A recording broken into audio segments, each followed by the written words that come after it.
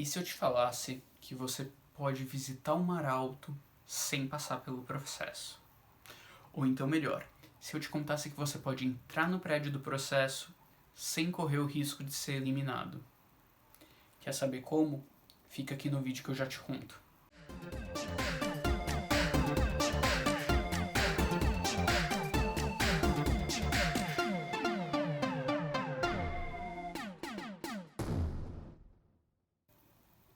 Se você não está entendendo nada, eu estou falando de 3%.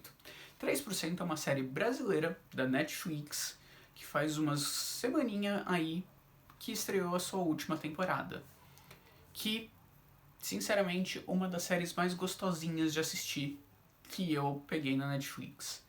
Eu fui muito fã desde o começo da construção de mundo que 3% criou para falar dessa distopia inerentemente brasileira. A gente está muito acostumado a ver essas distopias de futuros e grandes tragédias e calamidades a partir de uma perspectiva norte-americana. É isso que acontece com Jogos Vorazes e Panem, que passa a ocupar o estado, o que era antigamente os Estados Unidos. É o que acontece com Divergente, que passa a ocupar Chicago num futuro distante. Mas é muito difícil a gente ver isso tão próximo da nossa realidade no Brasil. E essa construção de mundo de 3% é uma coisa muito bonita. Em 3%, a sociedade brasileira é dividida entre duas metades. O continente e o Mar Alto. No continente é onde mora 97% da população brasileira, assolado por fome, miséria e condições quase subhumanas de sobrevivência. Enquanto Mar Alto é uma ilha localizada afastada do continente, na qual somente 3% e os 3% melhores das pessoas da população brasileira podem ir. E elas são selecionadas através de um processo que você pode entrar quando você tem 20 anos e somente 20 anos. Você entra por esse processo extremamente doloroso, extremamente ferrado, principalmente nos últimos anos dele, lá pelo processo 100 e poucos, para pleitear uma dessas vagas nessa sociedade utópica que é o Mar Alto, no qual você não tem fome, não tem miséria, não tem crime, não tem nada que assola as nossas sociedades e nada que põe medo atualmente na sociedade brasileira. O grande trunfo para mim, cenograficamente falando, de 3% foi a escolha a dedo das locações para gravar as cenas não em estúdio. Claro que tem muita coisa que é gravada em estúdio, mas as locações, principalmente pro processo e as externas do Mar Alto, precisavam ser escolhidas num lugar que tivesse cara de Brasil, tivesse essa vibe de brasilidade, mas também trouxesse esse ar de utopia, sociedade ultramoderna, que é super tradicional dessas séries de distopia. E por isso mesmo que eu amei as duas escolhas que eles fizeram. Uma aqui em São Paulo e outra em Minas Gerais. E é sobre elas que eu vou falar nesse vídeo. Aliás, aproveita que você vai aprender um pouquinho mais sobre localidades brasileiras e deixa o like nesse vídeo, que ajuda bastante a outras pessoas ficarem sabendo desses cenários. Tudo bem? Eu vou começar pela locação aqui em São Paulo, que é o prédio do processo. O prédio do processo é um dos cenários mais imponentes da série. É nele que a gente vê exatamente o contraste entre a sociedade do Mar Alto e a sociedade do continente, e como elas são diferentes, e como essa população é diferente, e como as tecnologias são diferentes. É a primeira janela que a gente tem para essa sociedade e a primeira forma que a gente tem de notar como algo de errado não está certo. O prédio do processo foi filmado aqui em São Paulo, na Arena Corinthians, o estádio do Corinthians. Eu, particularmente, não sou muito fã de futebol, então nunca fui na Arena Corinthians em dia de jogo. Mas eu sei que, fora dos dias de jogo, se eu não me engano, tem como você agendar uma visita guiada para conhecer a arena em si. E diferente de estádios de futebol puros e simples, como é o caso de muitos outros que a gente já teve em São Paulo, a Arena Corinthians, assim como o Allianz Parque, que estão mais ou menos na mesma pegada, se transformam em espaços de eventos antes de qualquer coisa. E é nesses corredores e cenários que levam para as arquibancadas, que levam para partes administrativas do espaço, que se passa o processo. É muito legal pensar que as rampas que foram criadas para a arena se emprestam muito bem e desempenham um papel muito legal na série, porque rampa, não sei se vocês sabem, é uma ótima forma de você conectar dois andares um ao outro se você precisa que as pessoas não parem de andar neles. Escadas são desconfortáveis para parar no meio do degrau. A gente não tem um apoio completo para o pé, a gente se sente desequilibrado. Ela é feita para subir, não para ficar parado. Que é muito complicado em arenas esportivas, por exemplo.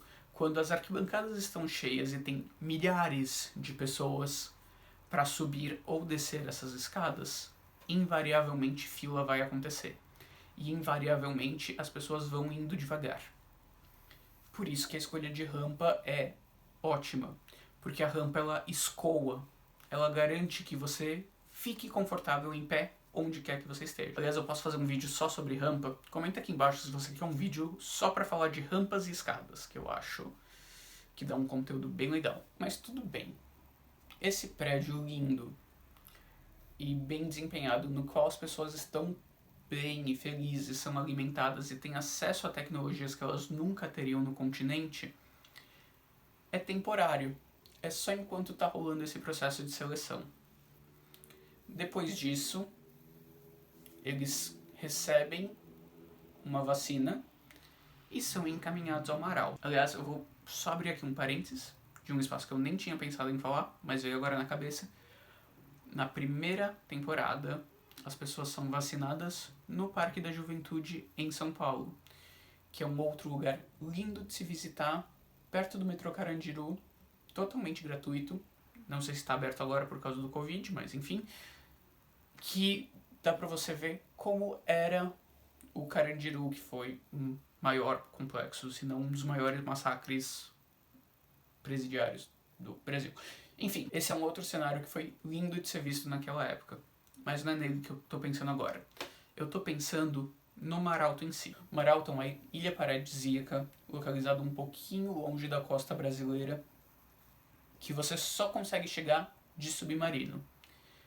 Então, todos os selecionados são colocados em um submarino, ou 2 ou 3, não sei quantos submarinos. A gente descobre na série quantos o Maralto dispõe, mas não quantos usam para levar as pessoas. E as pessoas saem desse prédio do processo e vão direto para essa ilha paradisíaca, com obras de arte lindas espalhadas por toda a cidade, com jardins maravilhosos.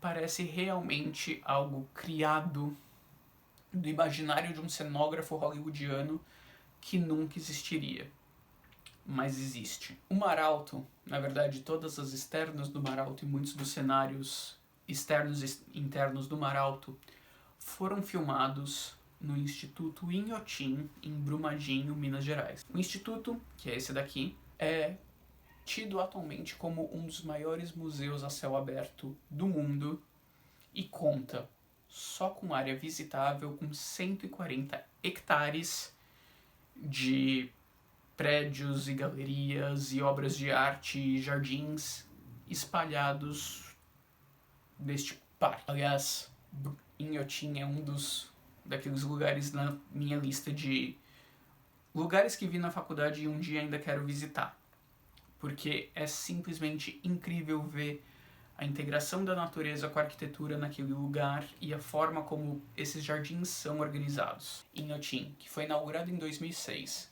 perto das margens do rio Paraopeba, mais ou menos 15 quilômetros distante daquela barragem que se rompeu em Brumadinho e ficou super famosa nas notícias, é esse lugar ideal, é esse lugar que bate exatamente com a descrição do Maralto, porque ele traz duas características muito marcantes. A primeira é que ela tem uma cara de futuro.